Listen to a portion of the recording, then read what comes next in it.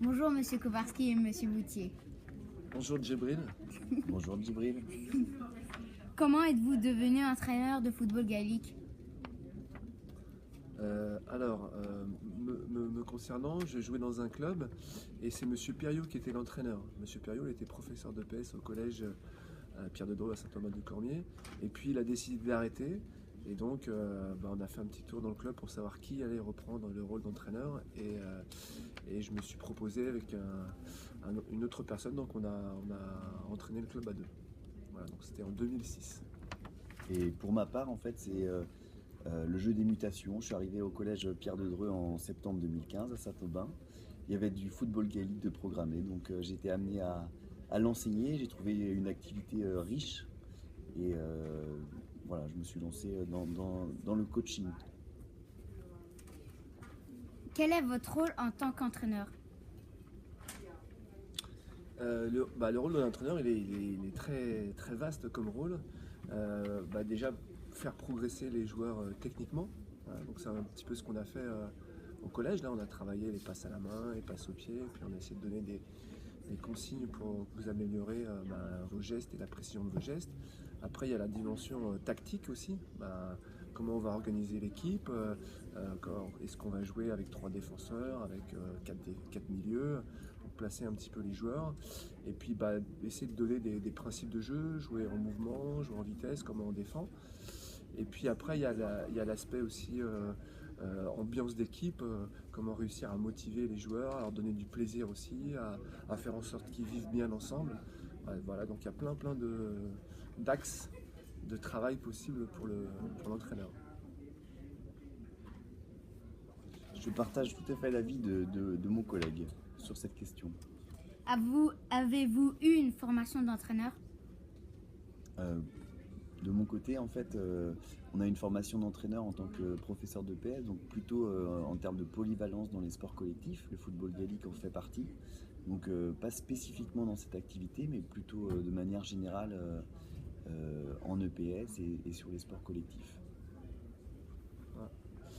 Oui, moi j'ai eu la chance de pouvoir faire une formation, notamment en Irlande, pendant 4 week-ends. Ouais, c'était en 2011 et c'était très très intéressant. Voilà, j'ai appris beaucoup de choses et je continue à apprendre beaucoup de choses.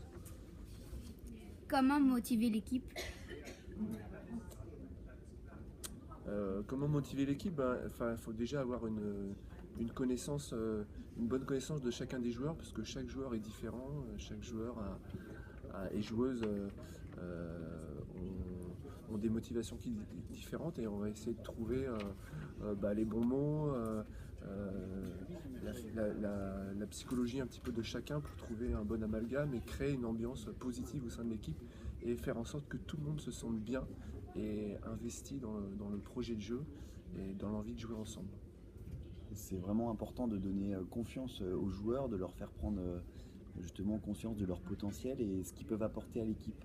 Et après, c'est de manière collective, voilà, comment on fait en sorte que toutes ces volontés elles se dirigent dans un seul but, c'est-à-dire de faire gagner l'équipe et de se sentir bien et de prendre du plaisir. Est-ce compliqué d'entraîner? Je dirais que c'est une passion, alors par moments c'est difficile. C'est difficile de justement trouver cette alchimie entre les joueurs, le bon positionnement. Après, par moment, c'est aussi les joueurs qui peuvent nous donner des avis. Donc c'est une part complexe parce que quand il y a 12 joueurs sur le terrain, c'est difficile de les faire jouer ensemble. Mais il y a des principes à respecter. En général, on peut changer les schémas, on discute avec les joueurs pour faire évoluer ça de manière dans le bon sens.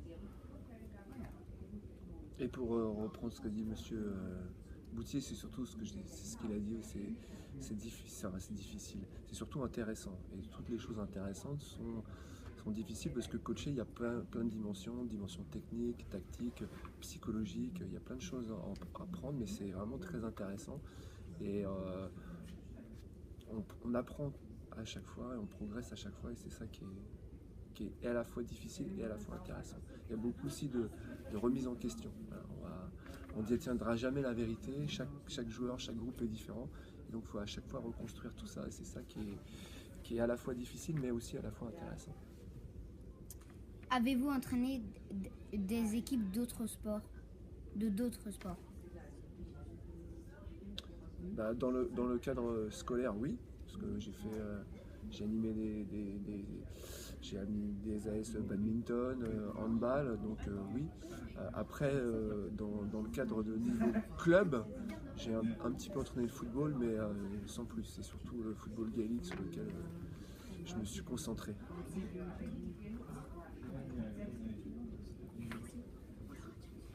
C'est quoi un bon entraîneur? Un bon coach? Alors, un bon coach pour moi, c'est un coach qui va réussir à faire que l'équipe se dépasse. C'est-à-dire que quel que soit le niveau de ses joueurs ou de ses joueuses, on fait en sorte qu'on obtienne le meilleur de l'équipe. Et quel que soit le résultat, mais que tout le monde donne le meilleur de soi, quelles que soient voilà, les motivations. C'est vraiment ça le rôle d'un bon entraîneur. C'est-à-dire faire en sorte que tout le monde donne le meilleur de soi à un moment donné sur un match. Ouais, c'est exactement ça. Ouais. C'est réussir à faire en sorte que l'équipe se surpasse et que chacun donne le meilleur de soi-même. Celui qui arrive à faire ça, c'est un bon entraîneur, un bon coach. Est-ce que cela vous plaît d'être entraîneur? Oui, c'est pour tout ce qu'on vient d'expliquer, parce que on travaille avec des personnes sur de l'humain, et ça apporte aussi beaucoup de satisfaction. Et c'est très intéressant, donc oui, c'est quelque chose qui est passionnant et que j'aime bien faire. Merci. Merci Djibril. Merci Djibril.